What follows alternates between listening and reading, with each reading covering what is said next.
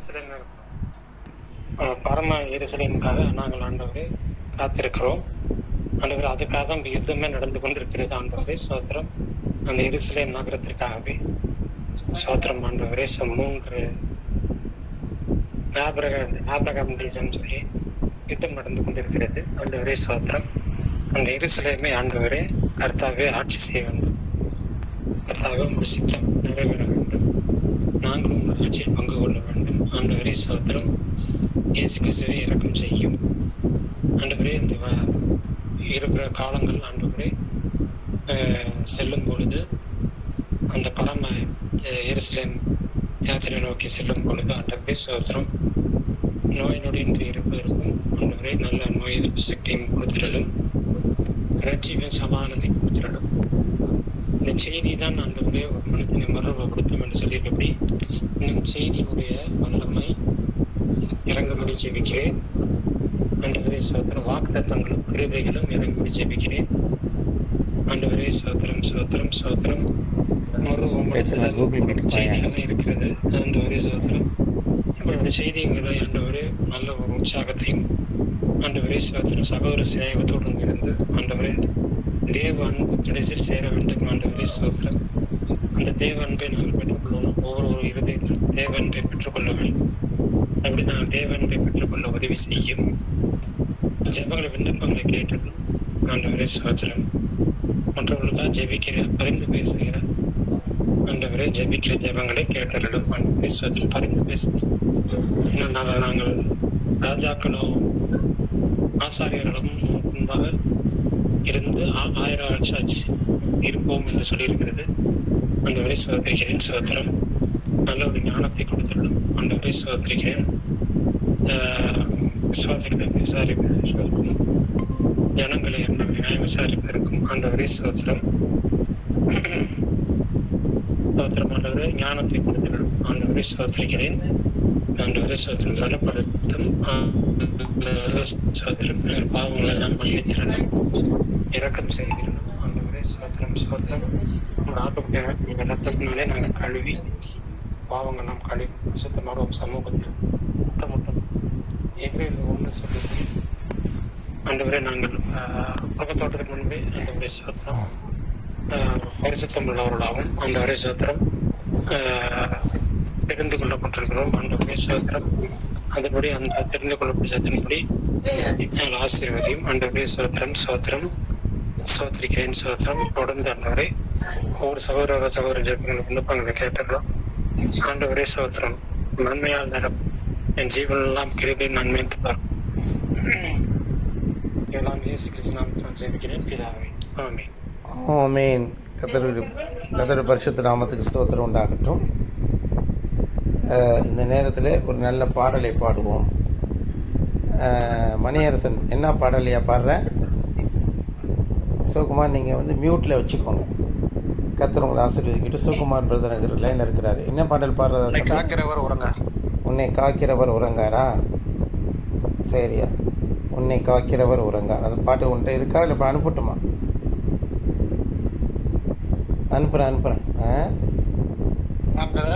அனுப்புகிறேன்.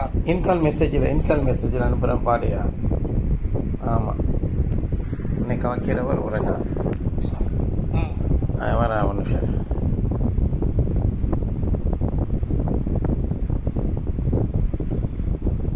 உன்னை காக்கிறவர் உறங்கார்.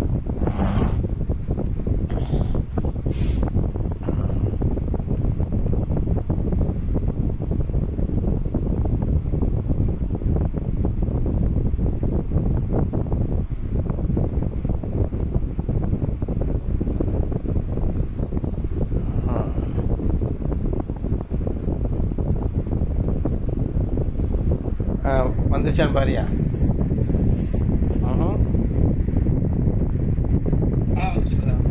பாடியா?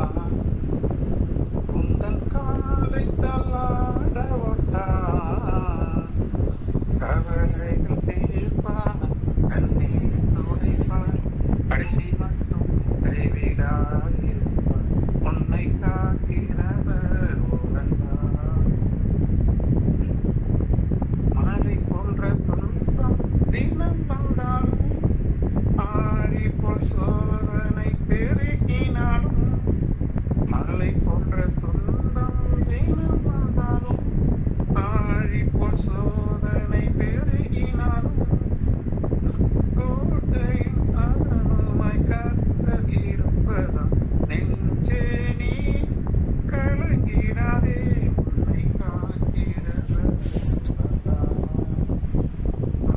காலை தள்ளாட விட்டார் கவலைகள் தீர்ப்பார் கண்ணீர் துடைப்பார் கடைசி மட்டும் கைவிடாதே உன்னை காக்கிறவர் பாவம் சாபம் சூழ்ந்ததோடு பாவத்துக்காய் மனம் திரும்பும்போது பாவம் சாபம் சூழ்ந்ததோடு பாவத்துக்காய் மனம் திரும்பும்போது பாவத்தை மீண்டும் நீனே என்றதா நெஞ்சே நீ கலங்கிடாதே உன்னை காக்கிறது உறங்கா ஒன்று காலை தள்ளாட விட்டார் கவலைகள் தீர்ப்பார் கண்ணீர் துடைப்பார் கடைசி மட்டும் கைவிடாதீர்கள் உன்னை காக்கிறது உறங்கா சிங்க குட்டிகள் தாட்சியடைந்து பட்டினியாக ஊற்றிருக்கும் சிங்க குட்டிகள் தாட்சியடைந்து பட்டினியாக ஊற்றிருக்கும் கர்த்தரை தேடுவோர்க்கு குறைவில்லை என்றதால் நெஞ்சே நீ கலங்கிடாதே உன்னை காக்கிறவர் காலை தள்ளாட விட்டார் கவலைகள் தீர்ப்பார் கண்ணீர் துடைப்பார் கடைசி மட்டும் கைவிடாது உன்னை காக்கிறவர் உறங்காதே வருவாது உன்னை காத்திடவும் மகிமையின் சந்நிதியில் இருந்திடவும் வருவாது உன்னை காத்திடவும் மகிமையின் சந்நிதியில் இருந்திடவும் மாசற்று நிறுத்த வல்லவர் இருப்பார் நெஞ்சே நீ கலங்கிடாதே உன்னை காக்கிறவர் உறங்கா உன் காலை தள்ளாட விட்டார் கவலைகள் தீர்ப்பார் கண்ணீர் துடைப்பார் கடைசி மட்டும் கைவிடாதே உன்னை காக்கிறவர் உறங்கா. ஆமென். கர்த்தருடைய பரிசுத்த நாமத்துக்கு சுத்த நல்ல பாடலை கேட்டோம். வசனத்துக்கு நேராக நம்ம போவோம். இன்றைக்கி என்ன வசனம் பார்த்தோம் பார்ப்போம். கர்த்தருடைய பரிசுத்த நாமத்துக்கு ஸ்தோத்திரம் உண்டாகட்டும். ஆமாம்.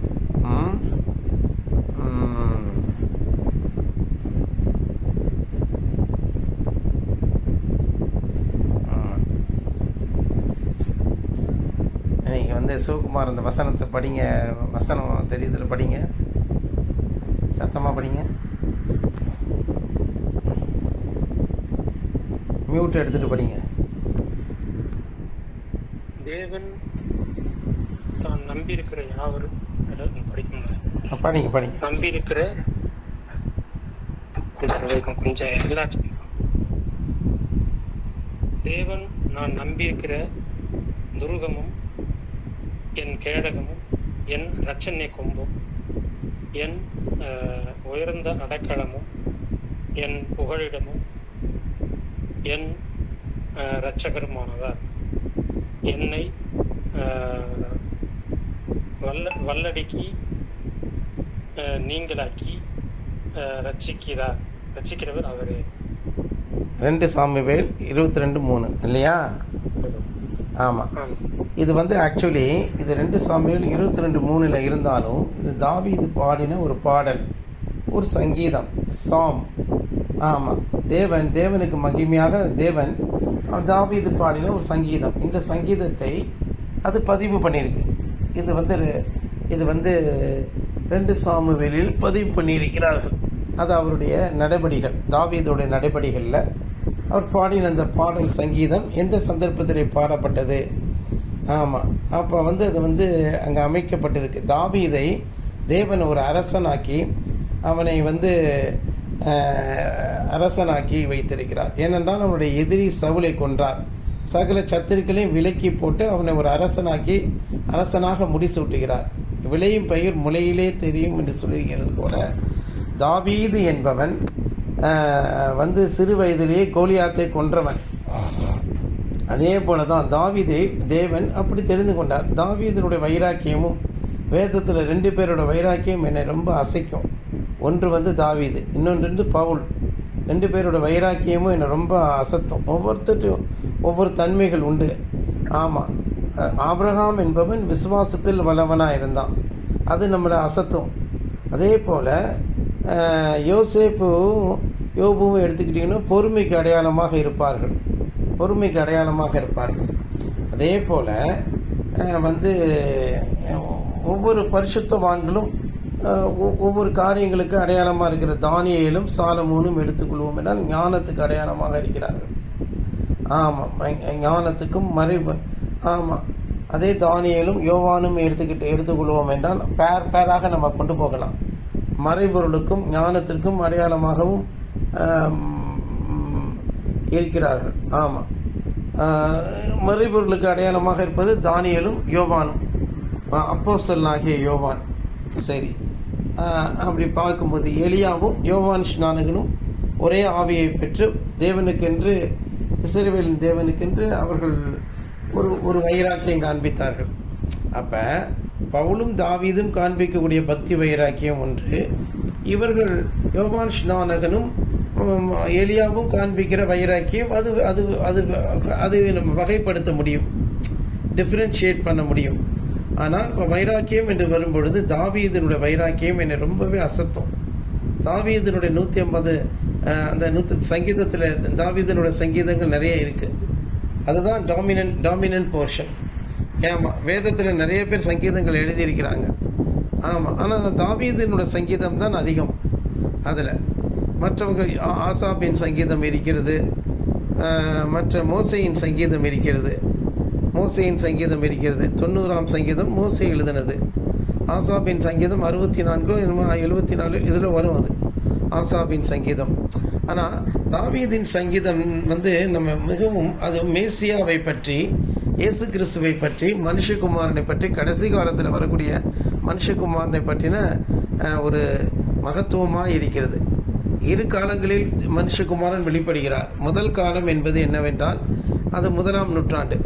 இப்பொழுது இந்த கடைசி 21ஆம் இந்த நூற்றாண்டுலையும் அவர் தேவன் வெளிப்படுகிறார். மனுஷகுமாரனுடைய நடக்கும் காலம் என்று சொல்லி அவரே முந்திய இயேசுவானவர் அறிவிப்பு கொடுத்து விட்டார். மனுஷகுமாரன் என்பது ஒரு பதவி, அதில் இயேசுவானவர் அந்த பதவியை வகிக்கிறார். இந்த கடைசி காலத்தில் மனுஷகுமாரன் ஆவியானவராய் நம்ம மத்தியில் உலாவிக் கொண்டிருக்கிறார். ஒரே தேவன் இயேசுவை கிறிஸ்துவாக்கியவனதும் இந்த மனுஷகுமாரன் தான், இந்த கிறிஸ்து தான்.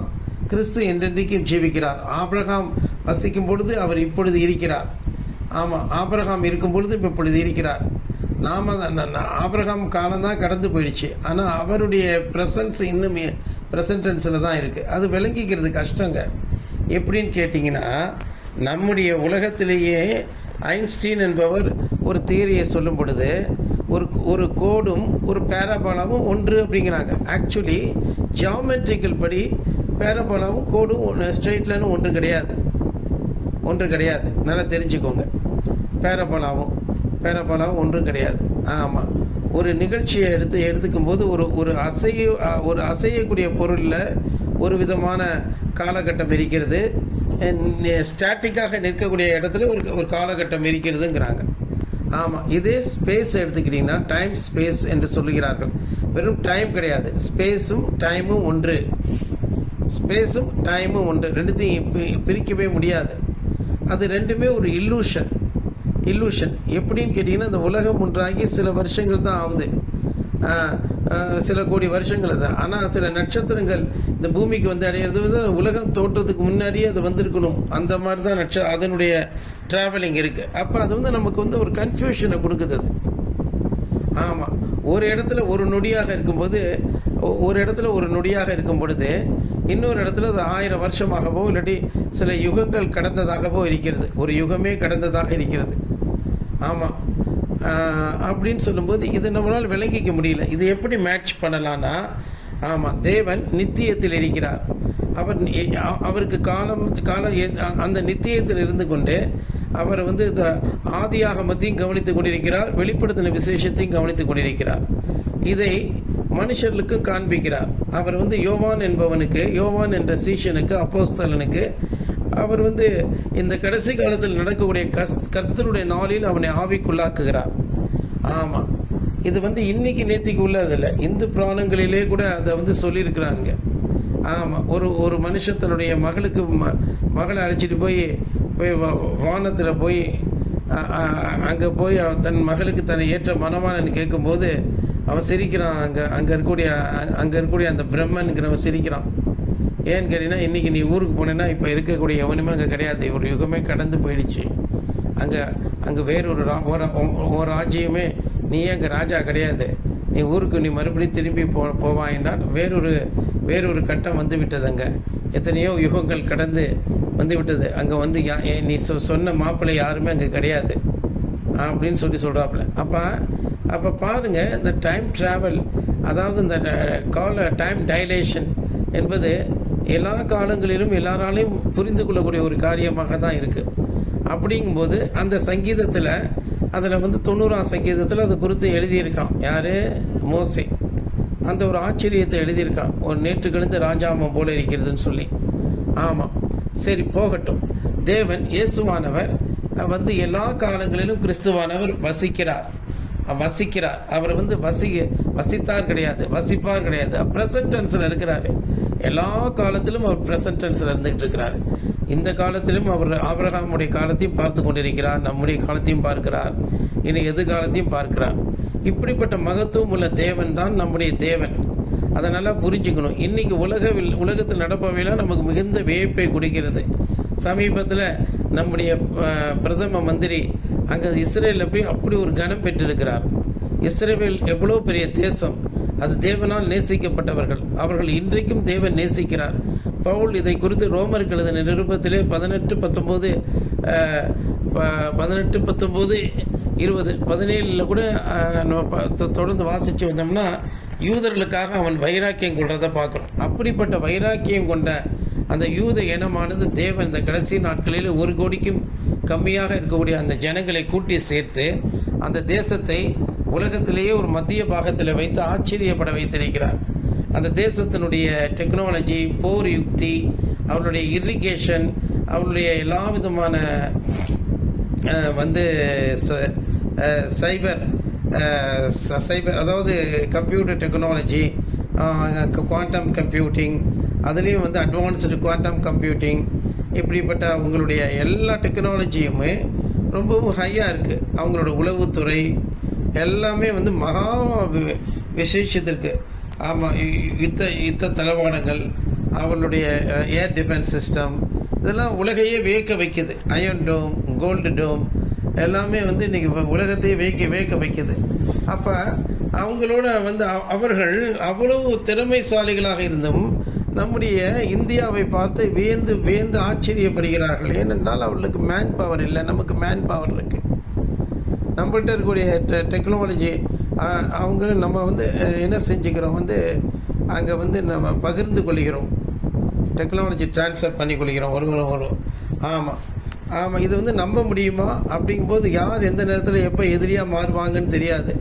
நம்ம நாட்டில் இருக்கக்கூடிய நேரத்தில் மூடி இருக்கிற வரைக்கும் அங்கே அந்த உறவு நமக்கு நீடிக்கும். அடுத்து வந்தவர்கள் இதை கொலாப்ஸ் பண்ணலாம். ஆனாலும் நம்முடைய ஜெபம்தான் மூடியை இங்கே அனுப்பி அவ்வளவு கனப்படுத்தி இருக்கிறது. ஆமாம், நாம் இருக்கும் வரைக்கும் இந்தியாவை தேவன் பாதுகாப்பார் என்று நாம் விசுவாசிப்போம். உண்மையிலேயே மோடிக்கு அங்கே புகழ் கிடையாது. நம்முடைய சபைக்கு தான் அங்கே புகழ். நாம் தான் வந்து இயக்கிக்கிட்டு இருக்கோம் அந்த ஜியோ பாலிட்டிக்ஸை, புவிசார் அரசியலை. ஆமாம் அன்பானவர்களே, அப்படிப்பட்ட ஒரு உன்னத திருச்சபையாக அது இருக்கிறது. ஆமாம், நீங்கள் எல்லாரும் அதை குறித்து பெருமைப்பட வேண்டும், கவலைப்படக்கூடாது. பிசாசானவன் நம் மீது வந்து மோதுகிறான், நமக்கு வியாதியை கொடுக்கிறான். குறிப்பாக பாருங்கள், சிவகுமார் உடல்நலம் குன்றி போய் இருக்கிறார். ஆனாலும் அது வந்து ஒரு விசேஷித்த காரியமாக தான் நம்ம பார்க்கணும். அவருடைய வாழ்க்கையிலே அவர் நன்கு வேலை பார்த்து கொண்டிருந்தார். இப்பொழுது அந்த வேலைக்கு இல்லை கான்சன்ட்ரேஷன் பண்ண முடியாதபடிக்கு இப்படி ஒரு சூழல். ஆனாலும் நம்ம எல்லாருடைய செபமும் பிசாசினுடைய தந்திரத்தை முறித்து போடும். பிசாசின் தந்திரத்தை எது என்ன செய்யாது, அது முறித்து போட்டு மறுபடியும் அவர் ஆரோக்கியமடைய செய்வார். அதே போல் நம்ம வாழ்க்கையில் ஒவ்வொருவருடைய வாழ்க்கையிலுமே கூட தேவன் கிரியை செய்ய வல்லவராக இருக்கிறார். இப்பொழுது அந்த சகோதரன் நம்மோட ஜெபத்தில் பங்கு பெற்றிருக்கிறாரு. இதுவே ஒரு பெரிய கிருபை தான். வர சகோதரன் இன்னும் வந்து ஒரு வாரத்துக்குள்ளே வந்து இந்தியா வருவார். வந்து மறுபடியும் ஆரோக்கியம் அடைந்து ஒரு வேலை திரும்ப நல்ல அதே வேலையோ இல்லாவிட்டால் வேறு ஏதாவது ஒரு நல்ல ஒரு ஆரோக்கியமாக அடைந்து வேறு ஏதாவது ஒரு வேலையை இங்கே தேடி அவர் ஆசீர்வதிக்கப்படுவதற்காக நாம் என்ன செய்வோம், நாம் மிகுந்த மகிழ்ச்சி அடைவோம். எப்படியோ தேவன் நம்மளை கைவிடுவது இல்லை. நானும் உன்னை விட்டு விலகுவதும் இல்லை, உன்னை கைவிடுவதும் இல்லைன்னு தான் நீங்கள் அவர்கிட்ட பேசினார். இப்போ இந்த இடத்துல என்ன சொல்லியிருக்கு அப்படின்னு கேட்டிங்கன்னா, தாவீதானவன் இந்த சங்கீதத்தை பாடும் பொழுது இதுதான் 18ஆம் சங்கீதத்தில் தொகுக்கப்பட்டிருக்கு. அந்த வரிசை கிரமத்தின்படி காலக்கிரம வருஷம் குரோனாலஜிக்கல் ஆர்டர் படி 18ஆம் சங்கீதமாக அங்கே தொகுக்கப்பட்டுள்ளது. ஆம் அன்பானவர்களே, இதெல்லாம் பார்க்கும் பொழுது இதெல்லாம் இந்த கடைசிகால சபையின் கடைசிகால மனுஷகுமாரனுடைய முழக்கமாக இது இருக்கிறது. மனுஷகுமாரன் என்று நாம் மனிதர்களை சொல்ல வேண்டிய அவசியம் இல்லை. நம்ம எல்லாரும் சேர்ந்து அந்த அந்த அந்த வெற்றியை பெறுகிறோம். ஆமாம், இந்த கடைசி காலத்தில் மனுஷகுமாரன் சர்வ நிச்சயமாக நம் மத்தியில் உலாவி இந்த செய்தியை கொடுத்து கொண்டிருக்கிறார். இது வேறு ஒன்றுமல்ல, 18ஆம் சங்கீதம் தான். ஆமாம், அந்த 18ஆம் சங்கீதம் எப்படி சொல்லியிருக்கு, கர்த்தாவே என் பலனே உம்மில் நான் அன்பு கூறுவேன் அப்படின்னு சொல்லி அந்த இடத்துல தான் அந்த ஒரு அருமையான சங்கீதமாக இருக்கிறது. அந்த சங்கீதத்தினுடைய ஒரு வெளிப்பாடு தான் இது. ஆமாம், அந்த சங்கீதத்தை நம்ம தொடர்ந்து வாசித்தோம்னா அவ்வளோ அருமையாக இருக்கும் அன்பானவர்களே. அந்த சங்கீதத்தை நம்ம வாசித்தோம்னா அது அருமையாக இருக்கும். ஆமாம், அந்த சங்கீதம் எப்படி பார்ப்போமே, அதை எப்படி அந்த சங்கீதத்தை வாசிக்க வைப்போம். வேர்ட் ப்ராஜெக்ட் ஓகே, வேர்ட் ப்ராஜெக்டில் போய் அந்த சங்கீதத்தில் கேட்டிங்களா சிவகுமார் காலையில் ஆடியோ பைபிள்?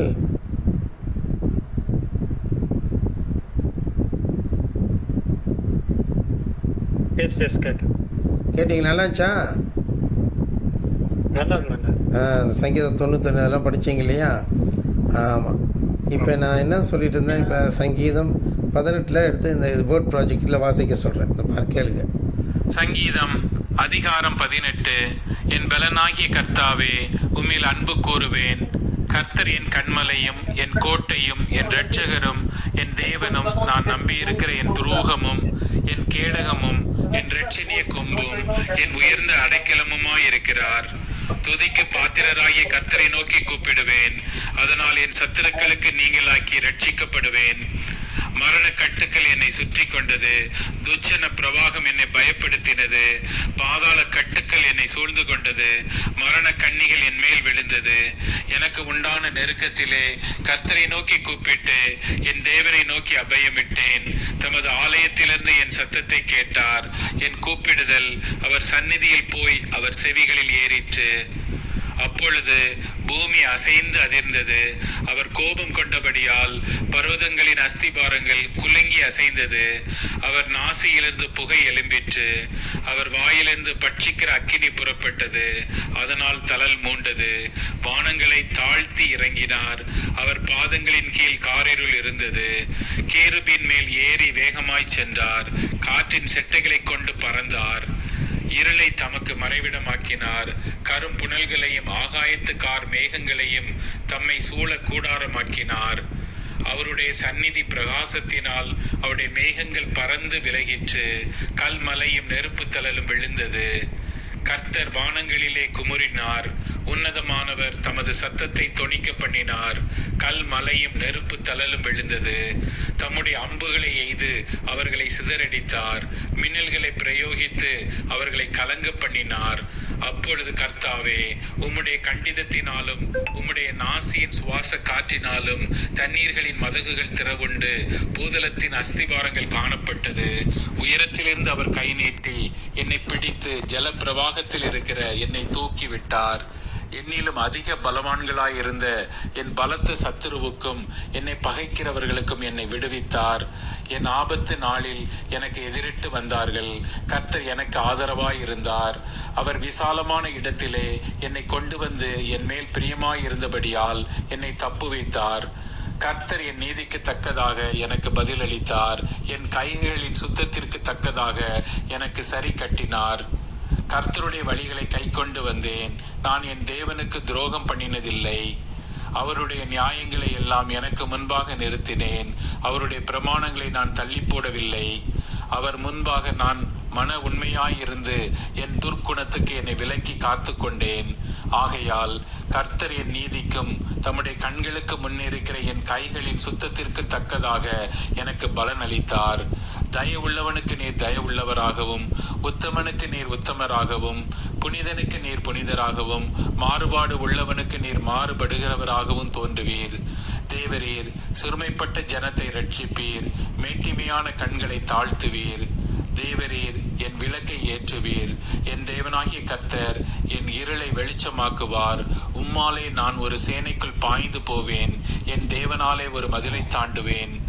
தேவனுடைய வழி உத்தமமானது. கர்த்தருடைய வசனம் புடமிடப்பட்டது. தம்மை நம்புகிற அனைவருக்கும் அவர் கேடகமாயிருக்கிறார். கர்த்தரே அல்லாமல் தேவன் யார்? நம்முடைய தேவனை அன்றி கண்மலையும் யார்? என்னை பலத்தால் இடைக்கட்டி என் வழியை செவ்வைப்படுத்துகிறவர் தேவனே. அவர் என் கால்களை மான்களுடைய கால்களைப் போலாக்கி என்னுடைய உயர் தலங்களில் என்னை நிறுத்துகிறார். வெண்கல வில்லும் என் புயங்களால் வளையும்படி என் கைகளை யுத்தத்திற்கு பழக்குவிக்கிறார். உம்முடைய ரட்சிப்பின் கேடகத்தையும் எனக்கு தந்தீர். உம்முடைய வலது கரம் என்னை தாங்குகிறது. உம்முடைய காருண்யம் என்னை பெரியவனாக்கும். என் கால்கள் வலுவாதபடிக்கு நான் நடக்கிற வழி அகலமாக்கினீர். என் சத்துருக்களை பின்தொடர்ந்து அவர்களை பிடிப்பேன். அவர்களை நிர்மூலமாக்கும் வரை திரும்பேன். அவர்கள் எழுந்திருக்க மாட்டாதபடிக்கு என் பாதங்களின் கீழ் விழத்தக்கதாக அவர்களை வெட்டினேன். யுத்தத்திற்கு நீர் என்னை பலத்தால் இடைக்கட்டி என் மேல் எழும்பினவர்களை என் கீழ் மடங்க பண்ணினீர். நான் என் பகைஞரை சங்ககரிக்கும்படியாக என் சத்துருக்களின் பிடரியை எனக்கு ஒப்பு கொடுத்தீர். அவர்கள் கூப்பிடுகிறார்கள், அவர்களை ரட்சிப்பார் ஒருவரும் இல்லை.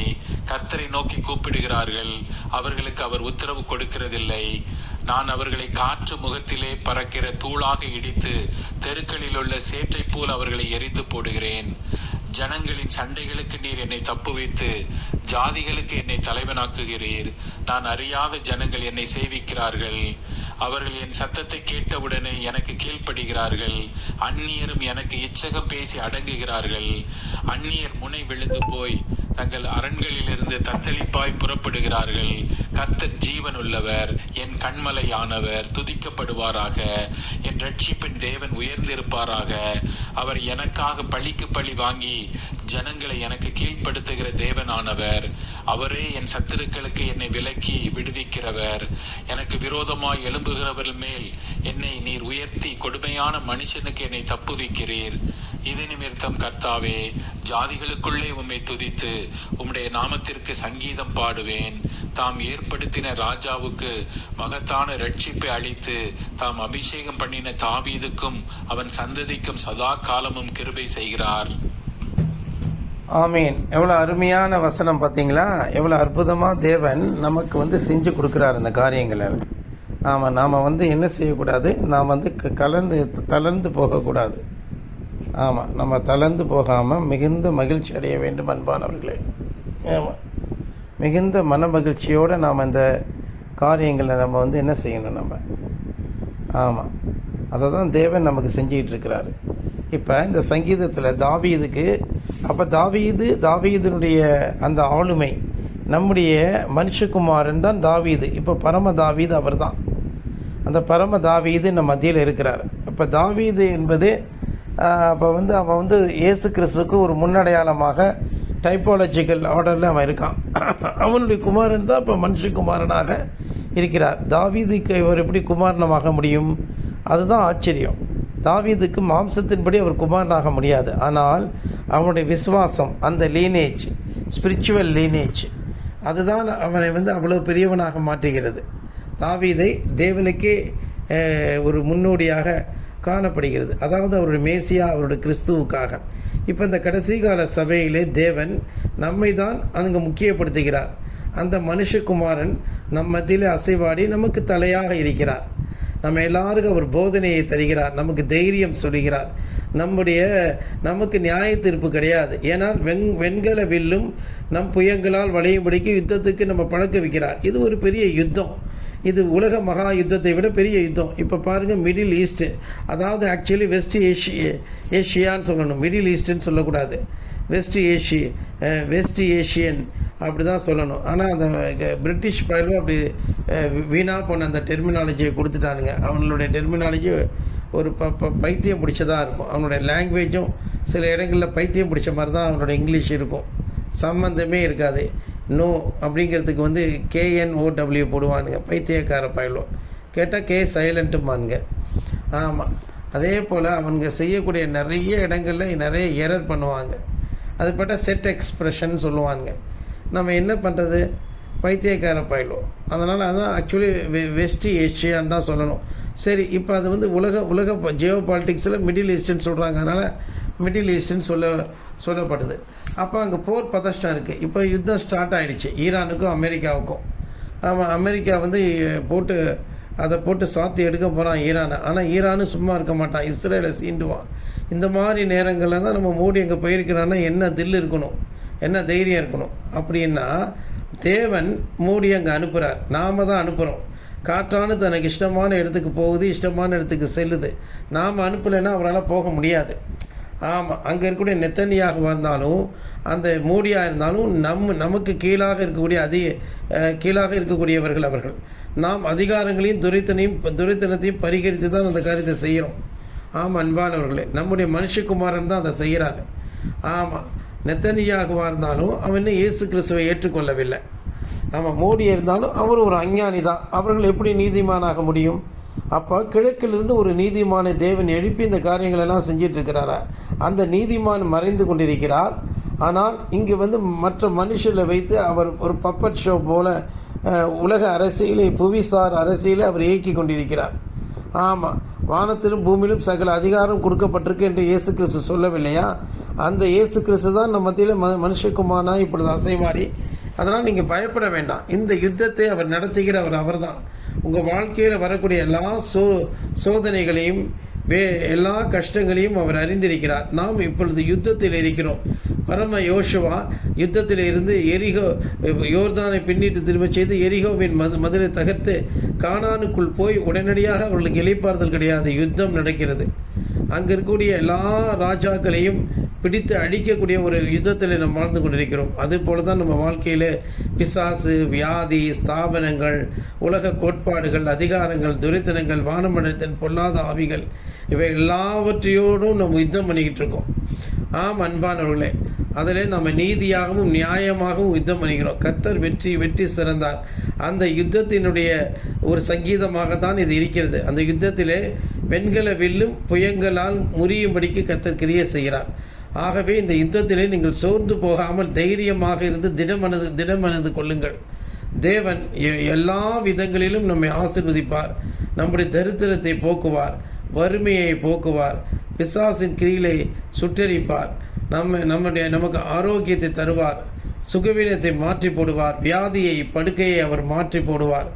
ஆமாம், நமக்கு மேலாக இருக்கக்கூடிய மேலதிகாரிகளுடைய இருதயத்தை நமக்கு சாதகமாக மாற்றி தருவார். ஆமாம், நமக்கு அவர் சாதகமாக மாற்றி தருவார். நிச்சயமாக அவர்கள் நம்ம விதத்தில் லாபம் சம்பாதிக்கிறார்கள் என்றால் அவருடைய மனதை நீர்க்கார்களைப் போல மாற்ற வல்லவராக இருக்கிறார். ஆமாம், அது போலீஸ்காரனாக மணியரசனாக இருந்தாலும் சரி, சிவகுமாராக இருந்தாலும் சரி. ஆமாம், நாம் மட்டும் நம்மை தாழ்த்தி விட்டால் போதும். நாம் மட்டும் நம்மை தாழ்மையாக இருந்து விட்டால் அதுவே போதும். மனத்தாழ்மை, அந்த மனத்தாழ்மை தான் நம்மளை எளிதாக வரமாட்டேங்குது. இப்போ அந்த ஆறுமுகம் பயலுக்கு கொஞ்சம் கூட மனத்தாழ்மை வரதே இல்லை. அறிவே இல்லாதவனாக தான் இருக்கான் அவன். ஆமாம், மனத்தாழ்மைக்காகவும் ஞானத்துக்காகவும் கீழ்ப்படுதலுக்காகவும் அவன் நிறைய வேண்டிக்கணும். அதே போல் தான் மணி அரசனும் இன்னும் நிறைய கீழ்ப்படியணும், நிறைய கீழ்ப்படிதல் வேணும். ஆமாம், நம்மில் அநேகர் வந்து கீழ்ப்படுதலில் ரொம்ப குறைஞ்சிருக்கீங்க, முட்டாளாக இருக்கீங்க, அறிவில்லாமல் இருக்கீங்க. அறிவில்லாமல் இருக்கிறது உங்களுக்கு தெரியல, அதான் அது ரொம்ப ஆபத்துப்பா. ஆமாம், லவோதிக்கா சபை அறிவில்லாமல் சூடு சொரணம் இல்லாமல் நிர்வாணமாக நிற்குது, வியாதியில் இருக்குது, வாந்தி பண்ணக்கூடிய அளவுக்கு நாத்தத்தில் இருக்குது, வெது வெதுப்பாக இருக்குது, அது குருட்டுத்தன்மையாக இருக்குங்கிறது அதுக்கு தெரியல. அதான் பிரச்சனை. உனக்கு இருக்கக்கூடிய வியாதியை நீ புரிஞ்சிக்கலைன்னா உனக்கு ரொம்ப ஆபத்து. ஆகவே இந்த நேரத்தில் இந்த செய்தியை கேட்கிற நீங்கள் உங்களோட பாவங்களை அறிக்கை செய்யுங்கள். போதுமான அளவுக்கு உங்களுக்கு வருமானம் இருந்தும் அந்த வருமானத்தை நீங்கள் காணிக்கையாக செலுத்தாமல் இருப்பீர்கள் என்றால் எவ்வளவு கடனாளியாக இருக்கிறீர்கள் பார்த்து கொள்ளுங்கள். நாம் நமக்கு எல்லா விதமான சம்பாத்தியமும் வந்துக்கிட்டு இருக்கு. நம்ம அந்த எல்லா சம்பாத்தியங்களிலும் நம்ம வந்து தசம பாகங்களையும் காணிக்கைகளையும் கொண்டு வந்து நம்ம கொடுக்கறது கிடையாது. ஏதோ ஓரளவு தான் நம்ம செய்கிறோம். சரி, பரவாயில்ல, போயிட்டு போகுது. ஆனால் மனப்பூர்வமாக அதை செய்யணும். ஆமாம், அப்போ வந்து அதெல்லாம் நம்ம செய்யலை அப்படிங்கும்போது வேறு ஏதோ ஒரு விதத்தில் நமக்கு அது வந்து நஷ்டம் ஆகிடுது. ஆகவே அன்பானவர்களே, நாம் எல்லாரும் இது நம்முடைய சபை, இந்த சபை வளர வேண்டும். இந்த சபையில் இருக்கிற ஒவ்வொருவரும் நல்ல நிலையில் இருக்க வேண்டும். எல்லாரும் ஆசீர்வதிக்கப்பட வேண்டும். நம்முடைய பிள்ளைகள் எல்லாம் ஞானமுள்ள பிள்ளைகளாக இருந்து தலையெடுக்க வேண்டும் என்றால் நாம் எல்லா காரியங்களையும் நாம் சரி செய்து கொள்ள வேண்டும். அன்பானவர்களே, அதை தான் சொல்கிறான். இந்த சங்கீதத்தில் தான் தன்னை துர்க்குணத்துக்கு தன்னை விலக்கி காத்து கொண்டேங்கிறான். நான் வந்து என்னோடய துர்க்குணத்திற்கு, அது நமக்குள்ளே இருக்கக்கூடிய அறியாமை, தெரியாமை, புரியாமை. என்னையா மணியரசன் எடுத்துக்கிட்டிங்கன்னா அவனுக்குள்ளே பயங்கரமான துர்க்குணம் இருக்கும். அந்த துர்க்குணம் எப்படின்னு கேட்டிங்கன்னா, அவனுக்கு தெரியாத அவன்கிட்ட இருக்கக்கூடிய துர்க்குணம், அவனுடைய அப்பாட்ட இருக்கக்கூடிய துர்க்குணம் இவன்கிட்டே இருக்கும். அவன் மகள்கிட்ட இருக்கக்கூடிய துர்க்குணம் அவன்கிட்டே இருக்கும். அவன் மகள் அவன் புதுசாக பெற்றிருக்கானே, அந்த மகள்கிட்ட இருக்கக்கூடிய துர்க்குணம் அவனுக்கு இருக்குது. பிறந்த குழந்தைக்கு ஏது பெற துர்க்குணம் அதான் இருக்கேயா. பொறாமை, எரிச்சல், எல்லா துர்க்குணத்தை தான் அங்கே வந்து ஒன்று இருக்கக்கூடியது. அந்த ஜீன்லேருந்து அதுக்கு கடத்தப்பட்டிருக்கு. இந்த ஆறுமுகத்துக்கு அவ்வளோ ஒரு துர்க்குணம் இருக்குது. ஆறுமுகத்தில் இருக்கக்கூடிய துர்க்குணம் மணியரசனுக்கு தெரியுது, ஆனால் தனக்குள்ளே இருக்கக்கூடிய துர்க்குணம் அவனுக்கு தெரிய மாட்டேங்குது. அதே போல் ஒவ்வொருத்தருமே தங்களுக்குள்ளே இருக்கக்கூடிய துர்க்குணத்தை அவங்க பார்க்க மாட்டாங்க, மற்றவங்க துர்க்குணத்தை தான் பார்ப்பாங்க. தன் கண்ணில் இருக்கக்கூடிய உத்தரத்தை பார்க்கவே மாட்டாங்க. அப்பாட்ட, அண்ணன்ட்ட, அக்கால்கிட்ட அதே அளவுக்கு துர்க்குணம் உனக்கு தெரியாதையா, எங்களுக்கு தெரியும் உன் துர்க்குணம். ஆமாம், முட்டாள்தனம். இது வேறு இல்லாமல் வேறு இன்னொரு குடும்பத்தில் போய் சேர்ந்து நீ வந்து உன் மனைவியை பரிசுத்தமாக்கணும். ஆனால் மனைவியினுடைய துர்க்குணமும் மாமியாரோட துர்க்குணமும் சகலையோட துர்க்குணமும் வந்து கொழுந்தியா துர்க்குணமும் மச்சின துர்க்குணமும் அந்த மாமனார் துர்க்குணமும் உனக்குள்ளே வரத்துக்கு நீ அனுமதிக்கக்கூடாது. புரியுதா? ஆமாம், இந்த ஆறுமுகம் பயிர்ப்பான் அங்கே உட்காந்துருக்க அந்த கரும்பு காடக்காரனோட துர்க்குணம், இதாவில் சிப்ஸ் போடுற துர்க்குணம், பிரியாணி போடுற ஒருத்தி அவளோட துர்க்குணம், அப்புறம் அங்கே போகிறவன் வரவன் மாமாங்காரன் துர்க்குணம், முருகனோட துர்க்குணம், முருகனோட ஆய் துர்க்குணம், எல்லா துர்க்குணத்தையும் தனக்குள்ளே கொண்டு வந்து வச்சுப்பான். யார்? ஆறுமுகம். எல்லாம் பார்வை பண்ணி வச்சுப்பானுங்க. இது மாதிரி செய்யக்கூடாது. நம்ம ரொம்பவும் உத்தமமாக இருக்கணும், பரிசுத்தமாக இருக்கணும், யாரையும் பார்க்கக்கூடாது, மனுஷனை பார்க்கக்கூடாது. ஆமாம், இவங்களுக்கு மட்டும்தானா? மற்றவங்களுக்கு இல்லையா? எல்லாத்துக்கும் உண்டு. இந்த செய்தியை கேட்குற எல்லாத்துக்கும் உண்டு அந்த துர்க்குணம். ஏன் பிரதர் உங்களுக்கு இல்லையான்னு சொல்ல, ஏன் என்கிட்டையும் தான் இருக்கும். நான் மனுஷகுமாரனா? கிடையாது. புரியுதா இல்லையா?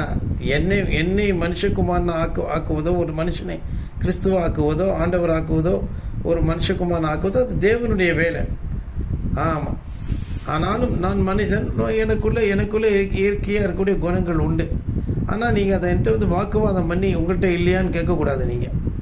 ஆமாம், அதெல்லாம் நீக்கக்கூடிய வல்லமை பெற்றவனாக தான் நான் இருக்கேன். ஏன்? நான் என் நீதியில் நான் நிற்கவில்லை. நான் தேவ நீதியில் நின்றுட்டு இருக்கேன். அதனால் என் துர்க்குணத்தை வச்சு என்னை யாரும் குற்றப்படுத்த முடியாது. ஏன்னா இங்கே என்னுடைய துர்க்குணம் வேலை செய்யவில்லை. எனக்குள்ளே இருக்கக்கூடிய தேவனுடைய அழைப்பும் தெரிந்து கொள்ளுதலும் தான் நீங்கள் வேலை செய்யுது. ஆனால் உங்கள்கிட்ட அது வேலை செய்யறதுக்கு தான் இப்போ உங்களை நான் கடிஞ்சிக்கிட்டு இருக்கேன், உங்களை சுத்தம் பண்ணிகிட்டு இருக்கிறேன்.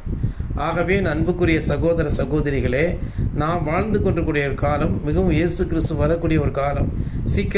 சீக்கிரமாக நம்முடைய சரீரம் மறுரூபமாக போகுது. ஆனால் நம்மில் அநேகர் கைவிடப்பட போகிறார்கள். மில்டனுடைய மகள், மில்டன் கைவிடப்பட்டுட்டான் ஏற்கனவே. அதே மாதிரி மில்டனுடைய மகள் கைவிடப்படுவா. செல்வம், சுரேஷ் இவங்களும் கைவிடப்படுவதுக்கு எதுவாக இருக்காங்க. ஆனால் இந்த சபையில் இருக்கக்கூடிய நாம் கைவிடப்படுவதில்லை. அதுக்கு தான் இவ்வளோ பாடுகள், இவ்வளோ போதனைகள். செவனம்மா, டீச்சரம்மா, யாரும் கைவிடப்பட போவதில்லை. அன்பு கைவிடப்படுவதற்காக கிரியை செய்கிறான். நம்ம குடும்பத்தில் யாரும் கைவிடப்படக்கூடாதுங்கிறதுக்காக நம்ம எல்லோரும் வேண்டிப்போம்.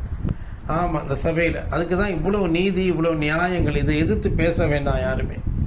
என் பிரதர் சொல்கிறது எவ்வளோ உண்மை அல்லவா அப்படின்னு. ஆமாம் பிரதர், நான் சொல்கிறது சாதாரண ஒரு விஷயம் அல்ல. ஆமாம் அன்பானவர்களே, நாம் எல்லாம் வரும்போது நம்மை குத்தினவர்கள் நோக்கி பார்ப்பார்கள். இந்த உலகத்தில் கொஞ்ச காலம் தான் நம்ம இருக்க போகிறோம். ஆமாம் அன்பானவர்களே, ஆகவே இப்பொழுது நம்முடைய துர்க்குணத்துக்கு நம்ம விலக்கி காத்துக்கொள்வோம். இந்த வசனத்தில், இந்த அதிகாரத்தில் துர்க்குணமும் இருக்குது. அது துர்க்குணத்துக்கு விலக்கி காத்துக்கொள்வோம். ஆமாம் ஆமாம். ஆகவே வெண்கல வில்லும் புயங்களால் வளையும்படிக்கு யுத்தத்துக்கு நமக்கு நியாய தீர்ப்பு கிடையாது. வெண்கலம் என்பது நியாய தீர்ப்பு. ஆகவே இந்த சங்கீதத்தில் சொல்லப்பட்டிருக்கபடி தேவனே நமக்கு துருகமும் கேடகமும் பாதுகாப்புமாக இருக்கிறார். பிசாசு நம்மளை ஒன்றும் செய்ய முடியாது. மரணம் நம்மளை ஒன்றும் செய்ய முடியாது. அவருடைய வல்லடினா தீயவர்கள், கொடிய கயவர்களுடைய வல்லடி, ஏச்சுக்கள், பேச்சுக்கள், அவருடைய ஏளனங்கள் எதுவுமே நம்மளை செய்ய முடியாது. மனுஷனுடைய பொறாமை வன்கண், இதோ ஆசீர்வாதம் என்பவன் நம்ம சபையை, நம்ம இந்த ஊழியக்காரன் அவ்வளோ தூஷணம் பண்ணியிருக்கான். ஆனால் நம்ம விழுந்து போகக்கூடிய காலம் வந்து விட்டது. இந்த தமிழ்நாட்டிலும் இந்தியாவிலும் உலகத்தில் இருக்கக்கூடிய கிறிஸ்தவம் விழுந்து போகக்கூடிய காலம் வந்து விட்டது. அது லவோதிகா சபை, அதை வாந்தி பண்ணி போட்டுட்டாரு. ஆனால் நம்முடைய சபையையோ இந்த உலகத்துக்கே ஒரு சாட்சியாக வைத்திருக்கிறார். உலகத்தில் வேறு எங்கேயுமே இந்த சபை கிடையாது. அப்படி இருந்துச்சுன்னா அவங்க எல்லாரும் இந்த சபையில் வந்து ஐக்கியப்படணும். ஏன்னா மனுஷகுமாரன் நம்ம சபையில் தான் இருக்கிறாரு, இந்தியாவில் தான் இருக்கிறாரு. ஒரு அதுவும் கிழக்கிலிருந்து தான் அந்த விசேஷம் புறப்படணும். அதனுடைய அடையாளமாக தான் மோடி அங்கே கனப்பெற்றிருக்கிறார். ஆமாம், இந்த மனுஷன் அதுவே ஒரு அடையாளமாக வச்சுக்கோங்க.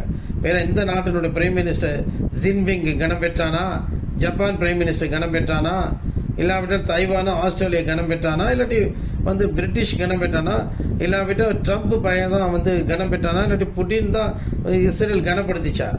இந்த கணத்தை வந்து ட்ரம்ப்புக்கு கூட கொடுக்கல. ஆமாம், அப்போ நம் நிமித்தம் தான் இதுதான் ஒரு அடையாளம். கிழக்கிலிருந்து அவர் நீதிமானை எழுப்புவார். அப்போ மோடி நீதிமானாக இருக்க முடியாதவன், ராமனை வழிபடுகிறவன். அப்போ நீதிமான்னா யார்? இயேசுவை வழிபடுகிறவர்கள் தான். அப்போ நானும் நீங்களும் தான் அந்த நீதிமானுடைய ஸ்தானத்தை வகிக்கிறோம். ஆம் அன்பானவர்களே, ஆம், தேவன் வந்து அந்த இடத்துல என்ன செய்கிறார்? நம்மை ஒரு பன்மையாக, ஒரு சமூகமாக வைத்திருக்கிறார். ஆகவே இந்த செய்தியை கேட்கக்கூடிய நீங்கள் இந்த 18ஆம் சங்கீதத்தை முழங்கால் படியிட்டு படித்து ஜெபியுங்கள், ஸ்தோத்திரம் பண்ணுங்கள். அதில் சொல்லப்பட்டிருக்கூடிய எல்லா காரியமும் நிகழும். தாவீதை அவன் மறுபடியும் அரசனாக்குவார். தாவீதை அரசனாக்க முடியாது, தாவீதனுடைய குமாரனை தான் ஆக்க முடியும். அந்த தாவீதின் குமாரன் யார்? இதோ நம்ம மத்தியில் உலாவி கொண்டிருக்கக்கூடிய அந்த மனுஷகுமாரன் தான். அவர் தான் அந்த சிங்காசனத்தில் அமருவார். ஷோதியா ஹம்மா கரஹியோ அதந்தா லாதி விஸ்வதுது உஷ்பதா அஹகா கச்சு விதி இல்லதா அம்மஹா அருகுகு ஊதந்தா லவிதிதி சதந்தா பகத்தோ குருபுது பாஸ்பதந்தா கச்பதியா ஹக்கா கத்தத்தா லகங்கு குச்பதியானா. என்ன சிஸ்டர் தெரிஞ்சிச்சு? உமா சிஸ்டர் தெரிஞ்சுன்னா சொல்லுங்கள். என்ன விஷயம் இந்த இதில் மியூட் எடுத்துகிட்டு சொல்லுங்கள். அந்த அந்நிய பாஷையில் வேறு யாருக்கும் தெரிஞ்சாலும் சொல்லலாம்.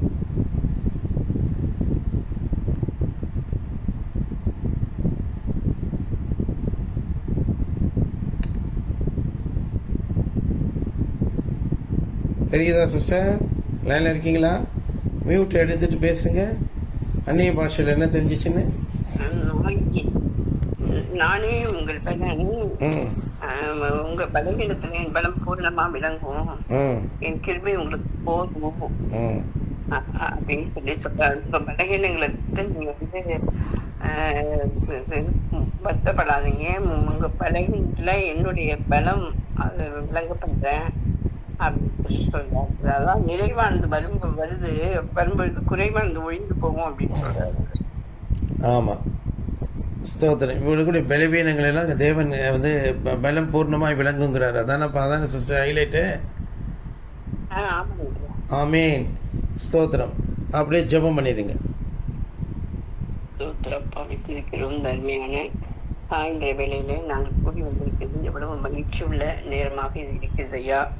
இந்த நேரமே எங்கள் வாழ்நாளிலே பொன்னான நேரமாக, சந்தோஷம் உள்ள நேரமாக, பரலோகத்திலே தூதர்கள் மத்தியிலே களிக்கூறுதலை கொடுக்கிற ஒரு நேரமாக, ஆர்ப்பரிப்பையும் மகிழ்ச்சியும் சந்தோஷத்தையும் கொடுக்கிற நேரமாக இதில் இருந்து கொண்டிருக்கிறதை நாங்கள் உணர்கிறோம். நாங்கள் நன்றியோடும் வைத்திருக்கிறோம். இதோ பரிசுத்த ஆவியானவர் அப்பா ஸ்தோத்திரம் புறாவடிகளை வந்து இவனை நேசகுமாரன், இவன் பிரியமா இருக்கிறேன், இவருக்கு செவி கொடுங்கள் என்று சொல்லி யார் மீது தங்குகிறாரோ அவரே அப்பா ஸ்தோத்திரம். கர்த்தர் என்று சொல்லப்பட்ட அந்த அப்பா சாட்சியானது சொல்லப்படுகிறது ஐயா. அந்த பரிசுத்த ஆவியானவர் புறாவடிவில் வந்து எங்களுக்குள் வந்து இறங்குகிற அந்த பரிசுத்த ஆவியானவர் இந்த ஊழியத்திலே அப்பா ஸ்தோத்திரம் ஸ்தோத்திரம் ஸ்தோத்திரம் ஸ்தோத்திரம் ஸ்தோத்திரம். நீ அப்பா வந்து இப்படியாக இந்த வேலையில் கூட அப்பா துதிக்கிறோம் ஸ்தோத்திரிக்கிறோம். இந்த ஊழியத்தினை முத்திருக்கிறீர், அதற்காக நாங்கள் நன்றி செலுத்துகிறோம். அப்பா துதிக்கிறோம். நாங்கள் எவ்வளவு பலகீனர்கள், எவ்வளவு அப்பா ஸ்தோத்திரம் ஸ்தோத்திரம் ஸ்தோத்திரம்.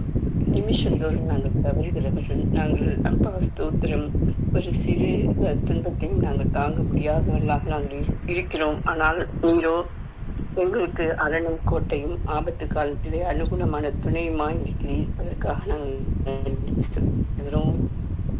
இப்பொழுது கேட்ட வார்த்தைகளுக்காக மிகவும் நன்றி உள்ளவர்களாக இருக்கிறோம் ஐயா. இந்த வார்த்தைகள் உன்னதத்திலே தேவனுக்கு மகிமையும் பூமியிலே சமாதானமும் மனுஷன் மேல் பிரியம் உண்டாவதாக என்று அப்பா ஸ்தோத்திரம் சொல்லப்பட்ட நீர் இயேசு கிறிஸ்து இந்த பூமியில பிறந்த பொழுது அப்பா ஸ்தோத்திரம் மாட்டு தொழுவத்திலே மிகவும் எளிமையிலே நீரையா ஸ்தோத்திரம் பிறந்து கந்தை துணியினாலே சுற்றப்பட்ட அந்த தேவன் இந்த நாளில் எங்களுக்குள் இருக்கிற நீர் மகிமையாக ஏதோ வெளிப்பட போகிறீர் என்பதையே இந்த வேலையிலே நாங்கள் உணர்ந்து நமக்கு மிகவும் நன்றி செலுத்துகிறோம். அப்பாமை துதிக்கிறோம், அப்பாமை துதிக்கிறோம். இந்த வேலையிலும் கூட செய்தி கேட்ட ஒவ்வொருவருக்கும் நம்முடைய வல்லமை இறங்குவதாக, நம்முடைய அபிஷேகம் இறங்குவதாக, அவருடைய பலகீனங்கள் சுகமீனங்கள் அவரை விட்டு நீங்குவதாக, அவருடைய பிரச்சனைகள் முற்றிலுமாக ஒழிவதாக, துக்க நாட்கள் முடிந்து போவதாக ஸ்தோத்திரிக்கிறோம். இப்பொழுது செய்தி கேட்கிற ஒவ்வொருவருடைய வாழ்க்கையிலும் துக்க நாட்கள் முடிந்து போவதாக அப்பா ஸ்தோத்திரம். அப்பாவை துதிக்கிறோம். நீரே அவர்களுக்கு வெளிச்சமாய் இருப்பீராக அப்பா ஸ்தோத்திரம். அப்பாவை துதிக்கிறோம், அப்பாவை துதிக்கிறோம், ஸ்தோத்தரிக்கிறோம் ஸ்தோத்தரிக்கிறோம் ஸ்தோத்தரிக்கிறோம் ஸ்தோத்தரிக்கிறோம். அப்பாவை துதிக்கிறோம். என் கண்மனையாகிய தெய்வமே, உண்மையில் நான் அன்பு கூறுவேன் என்று பக்தன் சொன்ன வண்ணம் நாங்கள் ஒவ்வொருவரும் இந்த வேளையிலே அப்பா ஸ்தோத்திரம் பரிசுத்த ஆவியானவரால் அபிஷேகிக்கப்பட்டு நாங்களும் அபண்டமாகவே சொல்லிக் கொண்டிருக்கிறோம். எங்கள் தேவனாகிய கர்த்தாவே, உண்மையில் நாங்கள் அன்பு கூறுகிறோம். எங்கள் பலனாகிய கர்த்தாவே, உண்மையில் நாங்கள் அன்பு கூறுகிறோம். நீர் எங்களுக்கு கோட்டையும் அரணும் அப்பா கேடகமும் மகா பெரிய அப்பா துருகமாய் இருக்கிறேன் என்று சொல்லி இந்த வேலையிலையும் நாங்கள் தொழுது கொள்கிறோம். இந்த செய்தியானது ஒவ்வொருவர்களும் போய் வல்லமையாக கிரியை செய்யட்டும். இப்பொழுதும் இந்த செய்தியை கேட்டுக்கொண்டிருக்கிற நம்முடைய பிள்ளைகள் எல்லாம் நிச்சயமாக உம்மாலே மிகவும் நேசிக்கப்படுகிற பிள்ளைகளையா, உம்மாலே மிகவும் நேசிக்கப்பட்ட பிள்ளைகளும் ஜீவ புஸ்தகத்தில் பேர் எழுதப்பட்ட பிள்ளைகளும் அப்பாவை துதிக்கிறோம் ஸ்தோத்திரிக்கிறோம். இந்திய ராஜ்யத்துக்குரிய பிள்ளைகளுமாக இருக்கிறபடியினால் அப்பா ஸ்தோத்திரம். அப்பாவை துதிக்கிறோம் ஸ்தோத்திரிக்கிறோம் ஸ்தோத்திரிக்கிறோம் ஸ்தோத்திரிக்கிறோம். இவர்களுக்கு ஏதாவது குறைவு உண்டோ? ஒரு குறைவும் இல்லை என்று சொல்லுகிறேன். சிங்கி குட்டிகள் தாழ்ச்சி அடைந்து பட்டினி கிடக்கும். கர்த்தரை தேடுகிற உங்களுக்கு ஒரு நன்மையும் குறைபடாது என்றல்லவா நீர் சொல்லுகிறீர்கள். அப்படியே ஆவதாக அப்பா ஸ்தோத்திரம். இந்திய செய்தியை கொடுத்து உங்களுடைய தாசனை மிகவும் பலப்படுத்தும் அப்பா ஸ்தோத்திரம். அப்பாவை துதிக்கிறோம். மிகுந்த ஊக்கம் உற்சாகம் உண்டாகட்டும். அதிசயங்களை காண செய்வேன் என்று சொல்லியிருக்கிற விதமாக இந்த வேளையிலே நாங்கள் அதிசயங்களை காண அப்பா ஸ்தோத்திரம். சோதன் சிவகுமார் இந்த நாளில் பரிபூர்ண சுகத்தை பெற்றுக்கொள்வார்களாக அப்பா ஸ்தோத்திரம். அவர்களை வந்து அப்பா ஸ்தோத்திரம் ஸ்தோத்திரம் ஆட்டி படைத்த எல்லா வியாதி கிருமிகள் ஒழிவதாக இயேசுவின் நாமத்திலே நாங்கள் கடிந்து கொள்கிறோம். எல்லா வியாதி கிருமிகளே ஒழிந்து போ என்று சொல்லி நாங்கள் கடிந்து கொள்கிறோமையா ஸ்தோத்திரிக்கிறோம். அருமையான நம்முடைய பிள்ளையை வாட்டி வதைத்து இவ்வளவு காலம் வாட்டி வதைத்த வியாதி கிருமிகள் ஒன்று கூட இந்த வேளையிலே அப்பா ஸ்தோத்திரமாக சரீரத்தில் இருக்கக்கூடாது. அதையெல்லாம் ஒழிந்து போவதாக, அது ஒழிந்து போவதாக கர்த்தரை கடிந்து கொள்வாராக என்று சொல்லி அந்த எல்லா வியாதி கிருமிகளையும் நாங்கள் உடைய நாமத்தினாலே கடிந்து கொள்கிறோம் சொல்லுகிறோம். அப்பா ஸ்தோத்திரிக்கிறோம். அப்பாவை துதிக்கிறோம் ஸ்தோத்திரிக்கிறோம். இப்பொழுது பிள்ளைகளே உடைய வல்லமை இறங்குவதாக, உடைய அபிஷேகம் இறங்குவதாக, உடைய காயப்பட்ட கரங்களினால் தொட்டு சுகப்படுத்துகிறாக அப்பா ஸ்தோத்திரிக்கிறோம். அப்பாவை துதிக்கிறோம். அப்படியே நீ செய்கிறேன் என்று சொல்லி விசுவாசித்து மகளும் இந்த வேலையிலே நான் சுகமானேன் நான் சுகமானேன் நான் சுகமானேன் என்று சொல்லத்தக்கதாக புண்ணியரின் காயங்களால் நான் சுகமானேன் என்று சொல்லி மகன் ஆர்ப்பரிக்க நீ அனுகிரகம் புரியும். நாளை தின ஆராதனை பொறுப்பு கொள்ளும் இயேசுவின் நாமத்தில் பிதாவே ஆமென். ஆமீன். எங்கள் தேவனாகிய கர்த்தாவே, மட்டுமா ஜெபித்த எல்லா ஜெபங்களுக்காக நன்றியும் ஸ்தோத்திரமும் துதியும் செலுத்துகிறோம். சகோதரன் சிவகுமாருக்காக சகோதரி ஜெபித்த ஜெபத்தின்படியே இந்த மகனுக்கு பரிபூர்ண சுகம் கிடைக்கத்தக்கதாக நாங்கள் வேண்டிக் கொள்கிறோம். இப்பொழுதும் செய்தியின்படியே நீங்கள் மத்தியில் மனுஷகுமாரனாய் உலாவுகிறீர் என்பதை எவ்வளவாக நீர் உறுதிப்படுத்துகிறீர். ஆண்டவரே, இந்த காலம் அவ்வளவு விசேஷமாக நிறைக்கிறது. புறாவை போல இறங்கி எங்கள் மத்தியில் கூட மனுஷகுமாரனே நீர் எங்களுக்கு அடையாளம் காண்பிக்கிறீர். ஐயா, ஸ்தோத்திரம். அதற்காக நாங்கள் துதிக்கிறோம், ஸ்தோத்திரிக்கிறோம். இந்த சங்கீதத்தின்படி ஆக கிடவுது எல்லாரையும் பாதுகாத்துக்கணும். கன மகிமை துதி எடுத்துக்கணும். ஜெபத்தை ஏற்றுக்கொண்டு ஸ்தோத்திரம். நாளதின ஆராதனைக்கு எல்லாரும் அழைத்து வாரும், பாதுகாத்துக்கணும். பெரிய காலத்தை செய்வராக இயேசு கிறிஸ்து நாமத்தில் ஜெபிக்கிறோம், முற்றிலுமாக தாழ்த்துகிறோம் பிதாவே. பாதத்தில் விழுந்து பணிந்து விடுகிறோம்.